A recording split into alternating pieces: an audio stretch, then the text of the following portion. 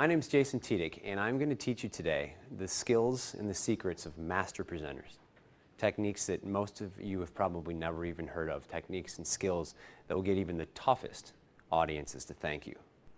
And one of the things I've discovered is that the audiences that you have are significantly different. And the other thing I've discovered is that the stuff I'm teaching you, it doesn't exist in books. I couldn't find it. I didn't get it in an education degree. I figured all this stuff out by talking to the master presenters and watching them and doing it myself and figuring out what works, and now I'm sharing it with you. I promised you practical techniques, and we've already delivered on 3 of them. By the way, what I just did is another trick you can do within the first 10 minutes to build credibility. You don't just want to tell them your credentials. You want to show them how much you've taught them. One of the most common things I see is the use of non-confident language. I'm going to tell you my heaviest hitters right now over a lot of years of research that you should never do. It takes a lot of confidence to be able to stand here like this in front of an audience. When I first did this, I thought to myself, oh my gosh, they're looking at my hands, they're looking at them, oh, they're looking at them, I can tell they are. Oh, this is so uncomfortable, I got to stop this. Oh, it's so much better. See, when you bring them up here, you're doing this because it makes who feel better? It's not about you. You got to get that out of your head. It's about them. They need to feel safe, not you. I actually have a number of presenters who say to me, Jason, one of the biggest problems I have with my audiences, and a number of trainers who say this with their classrooms, they say one of the biggest problems I have is I feel so drained at the end of the day. And I watch them train, and I watch them present, and I discover that the reason they're drained is because they're not being themselves. They're trying to be someone they're not. And it's so draining to not be yourself. Oh, it's so draining. So I'm suggesting to you, take this personality assessment, find out who you are. It'll tell you. And then use some of these tips. Watch this over and over, because I've modeled all 4. And then start using that in your presentations to get people endeared to you and to get people to laugh. Tell them to imagine their world. I love this one. I've done this about a dozen times with you today. Imagine how those hooks would work for you in your presentation. How would breaking a pattern look for you in your presentation? What kind of mystery could you solve in your next topic? What would be the deliverables you would use? See what these are? I'm getting you to think about what I'm teaching you in your world. And as soon as I do that, you're back in. If I want to get someone to synthesize something, to understand something, by definition, that means they've never been taught it. If they had, they would already understand it. Which side of the brain do I want to access, do you think, if I want to get them to synthesize something new? The right side of the brain. I just did it with you. I actually work one-on-one with hundreds of trainers and presenters and teachers. And what I do is I actually practice these 3 things with them so their nerves are gone. And here's the good news for you. It's okay to be nervous. You just can't show them. It's okay. Some people feel a lot of security when I tell them that. They're like, is there something wrong with me if I'm always nervous? No. I get nervous every time.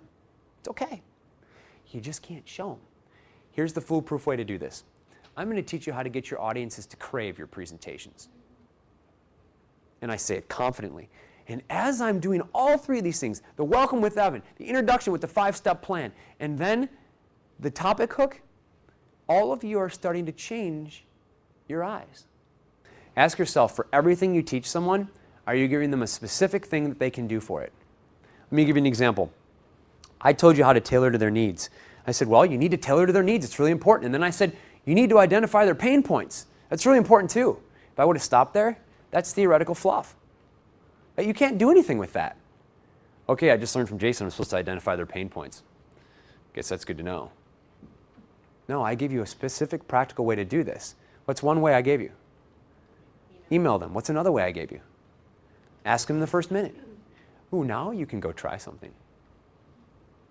If you want to tailor your approach, give them practical solutions in addition to your theory. You say, well, Jason, how do I get rid of Or what do I do? Exchange it with a pause. Somebody asked me in Presto, they said, Jason, how do I practice this stuff? If I observe myself, like videotape myself, what do I look for?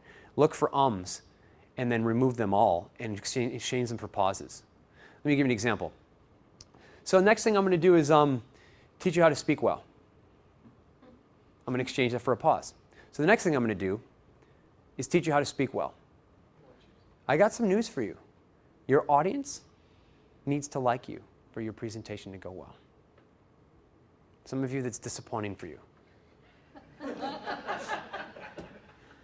I mean, it was for me. I was like, you got to be kidding me. Look, I know my content. I got my presentation. I'm not here to build relationships. I'm here to teach people stuff. Well, good luck you when you try to give a presentation and you want people to do things for you. So here's how you do it. So I'm actually giving you a specific recipe to handle your pace so that when you go into the presentation, you know exactly when you're going to end. And if you have too little or too much time, you know exactly how to handle it now. What's interesting about this is lots of people have these theories on learning styles. And again, I'm going to say this again, the difference between Dazzle and every other program you're going to see on how to teach, present, or train anything is that Dazzle gives you practical stuff, not just theory. But most people don't know how to teach all these people simultaneously. If you say to me, oh, I don't believe this. I don't believe Jason can actually do this. I'm not going to give you anything in Dazzle that I don't do. So we're going to model this right now.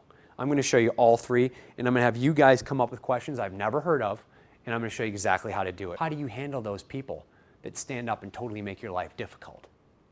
How do you handle the people that complain about your presentations, just complain about everything, and the people that are distracted and gripe about stuff and resent things and all the, what do you do? And I said to that person,